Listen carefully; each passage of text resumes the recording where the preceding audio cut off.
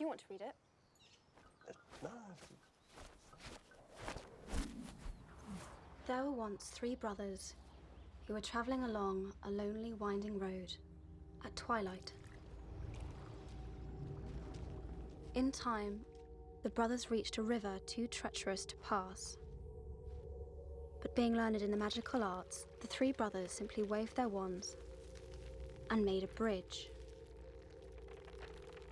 Before they could cross, however, they found their path blocked by a hooded figure. It was Death, and he felt cheated. Cheated because travellers would normally drown in the river, but Death was cunning. He pretended to congratulate the 3 brothers on their magic and said that each had earned a prize for having been clever enough to evade him.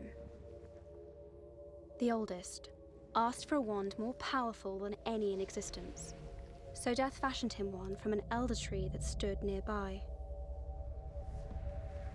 The second brother decided he wanted to humiliate Death even further and asked for the power to recall loved ones from the grave. So Death plucked a stone from the river and offered it to him. Finally, Death turned to the third brother. A humble man, he asked for something that would allow him to go forth from that place without being followed by Death. And so it was that Death reluctantly handed over his own cloak of invisibility. The first brother travelled to a distant village, where with the elder wand in hand, he killed a wizard with whom he had once quarrelled. Drunk with the power that the elder wand had given him, he bragged of his invincibility. But that night, another wizard stole the wand and slit the brother's throat for good measure. And so Death took the first brother for his own. The second brother journeyed to his home, where he took the stone and turned it thrice in hand.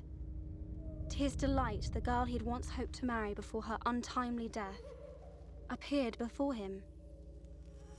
Yet soon she turned sad and cold, for she did not belong in the mortal world. Driven mad with hopeless longing, the second brother killed himself so as to join her. And so Death took the second brother.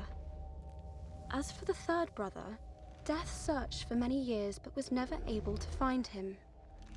Only when he attained a great age did the youngest brother shed the cloak of invisibility and give it to his son. He then greeted Death as an old friend and went with him gladly, departing this life as equals.